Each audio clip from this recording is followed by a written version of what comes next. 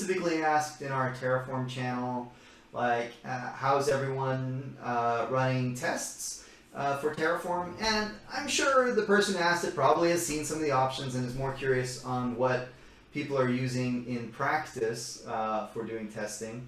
And, well, this is the question here. So, we provide 100+ examples of how we do it, and if you want to take a look at that stuff, it's just to go to github.com/cloudposse.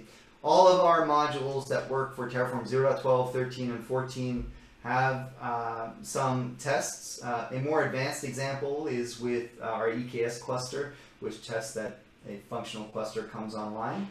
The downside, so here's the state. So I guess this is the biggest update I can provide, is that the current state of testing in Terraform is complicated for non-developers, people who don't come from a software engineering background, because you do have to pick up some Go, but using Terratest, which is kind of where the community has gravitated towards for testing, it makes it pretty simple to express your tests if you're used to looking at code like this, and you have the full access to the wealth of Go libraries out there. There's also Test Kitchen for Terraform. I believe the GitHub, Terraform, AWS modules, they do some of that. I'm not sure to what extent they have test coverage. This one does not look like it has it, but I've seen it, I think, in some of them. What I don't like about the Ruby stuff and testing, for the same reason I don't like the Python stuff, is unless this is what your organization uses for everything, you have to install the kitchen sink to get anything running. So that's why I really like the Go-based approach for testing this stuff. The other heads up, which was passed on by Anton Babenko a couple months ago, at this point I think, is that this is on HashiCorp's radar. They are looking into providing a Terraform Native way of doing testing. And there is a kind of a proof of concept of this by apparently Mart, Terraform testing provider.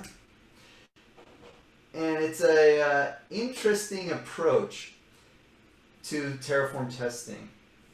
So the idea is you use this provider to provision some resources. Let's see if I can find this fast enough.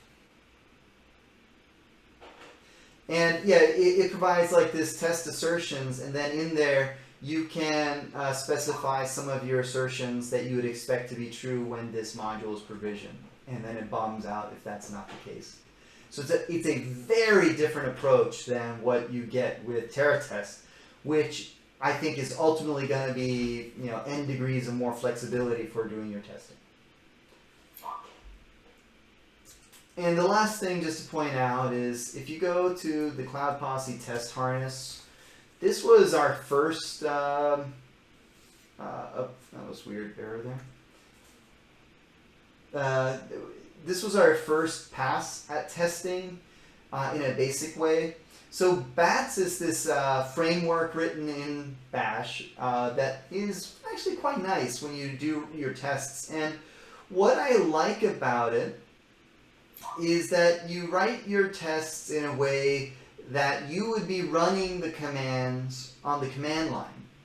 So it's really testing the operator's experience here. And in this case, it's testing to see if your Terraform run is idempotent. So every time I run after applying it, every time I run Terraform plan, it shouldn't show any changes, which is, to be honest, not always the case with Terraform.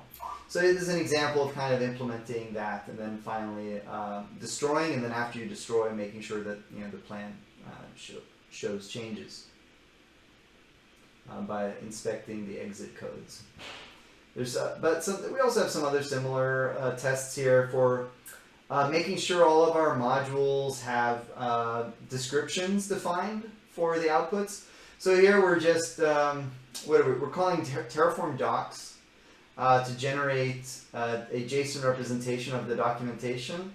And then based on that, we're using JQ to make sure that the descriptions are not empty.